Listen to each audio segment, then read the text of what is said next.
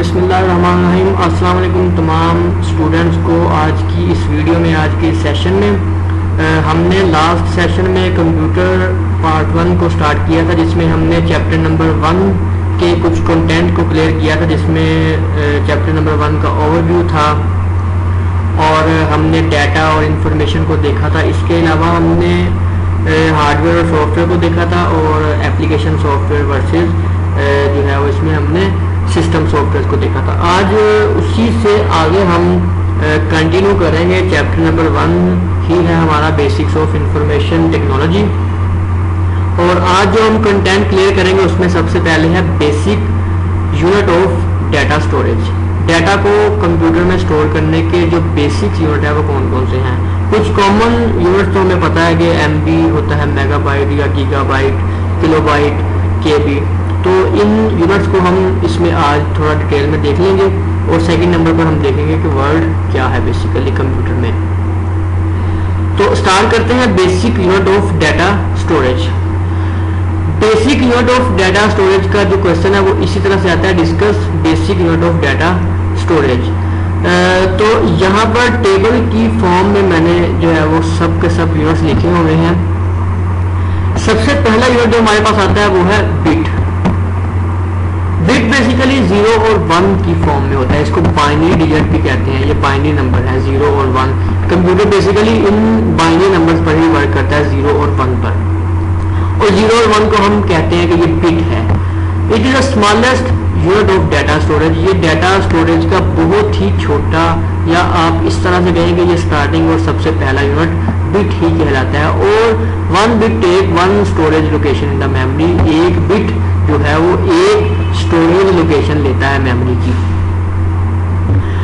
Bit के बाद आ जाएगा बाइट।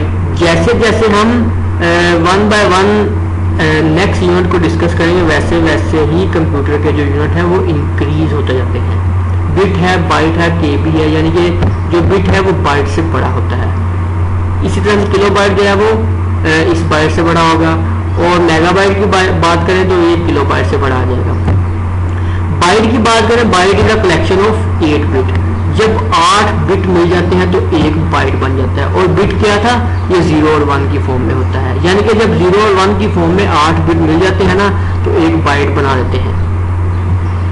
इसी तरह से नेक्स्ट हम अगर किलो बाइट या KB को देखें तो ये कंसिस्ट करता है 1024 बाइट्स, यानी कि एक KB में इतने बाइट्स होते हैं, और इसको हम 2 रेज़ पावर 10 भी लिख सकते हैं। मतलब ये कि एक KB में 1024 बाइट्स होते हैं। इसी तरह अगर हम मेगाबाइट की बात करें तो इसमें 1024 किलोबाइट होते हैं। मेगाबाइट में किलोबाइट होते हैं, किलोबाइट में बाइट होते हैं, और बाइट जो है वो 8 बिट से मिलकर बनता है। इसमें 1024 किलोबाइट होते हैं, और उसको हम 2 रेज़ पावर 20 बाइट भी लिख सकते हैं। यानी कि 2 रेज़ पावर 20 लेने से जो हमारे पास आंसर आएगा वो बेसिकली 1 MB के अंदर बाइट्स की तादाद हो। यहाँ पर ये 2 रेज़ पावर 10, 20, 30 में लिखा हुआ है। इसका आंसर जब निकलेगा तो ये बेसिकली हमारे पास बाइट्स ही निकलते हैं। अगर 2 रेज़ पावर 20 करेंगे तो 1 MB में जितना भी आंसर आएगा उतने बाइट्स आ जाएंगे।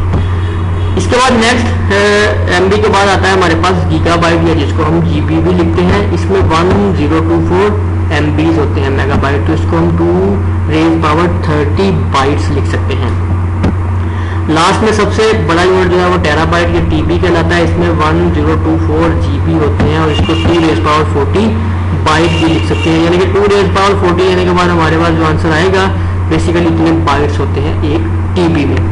तो ये बेसिक यूनिट थे डाटा स्टोरेज के, जिन अगर हम कोई भी डाटा स्टोर करते हैं ना कंप्यूटर में, तो इनमें से किसी एक यूनिट पर जो है वो हमें शो करवा देगा कि अगर 1 KB की फाइल है तो 1 KB, अगर वो MB तक पहुंच गई है तो उसको MB में शो करवा देगा, GB में भी शो करवाएगा, और बाइट्स में भी शो करवा सकता है।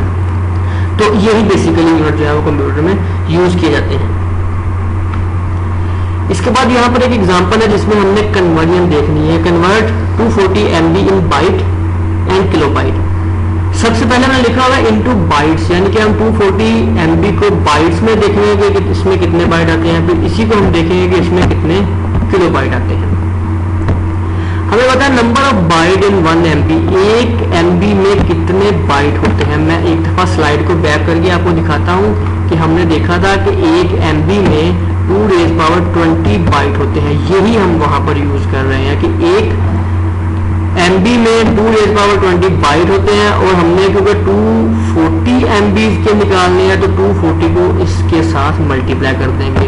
2 की पावर जो है वो 2 लेने के बाद उसको हम 240 से मल्टीप्लाई जब करेंगे तो हमारे पास फाइनल आंसर बनेगा 251,658,240 बाइट्स, यानी कि 240 MB में इतने बाइट्स होते हैं। अब हम इसी 240 MB को कन्वर्ट करते हैं कि इसमें कितने किलोबाइट हो सकते हैं। तो हमें फिर से चेक करना पड़ेगा कि 1 MB में कितने किलोबाइट आ जाएंगे। तो इसमें आ जाएगा 210 KB। स्लाइड बैक करके मैं आपको दिखाता हूँ कि 1 MB में कितने KB होते हैं। तो ये लिखा हुआ है कि 1 MB में 1024 किलोबाइट होते हैं। ये जो बेसिकली लिखा हुआ है ना, ये वाला बाइट्स के लिए लिखा हुआ है, और ये जो है वो किलोबाइट के लिए है। 1 MB में 1024, या इसको हम लिख सकते हैं 210 KB होते हैं। तो इसको 210 KB लिख लिया, और इसको 240 MB के साथ मल्टीप्लाई करेंगे तो हमारे पास फाइनल आंसर निकलेगा 245,760 KB, यानी कि इतने किलोबाइट होते हैं 240 मेगाबाइट्स में। तो ये एक सिंपल सी कन्वर्जन थी।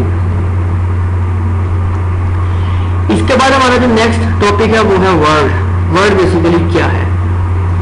वर्ड जो है ये basically word is the number of bytes in common unit of data. ये नंबर ऑफ बाइट्स को शो करवाता है वर्ड। ये MS वर्ड की बात नहीं की जा रही, ये कंप्यूटर के अंदर डाटा स्टोरेज का यूनिट ही है। Word is the number of bite. The length of word is different in different computer. ये जो वर्ड है ना, इसकी लेंथ डिफरेंट कंप्यूटर में डिफरेंट होती है।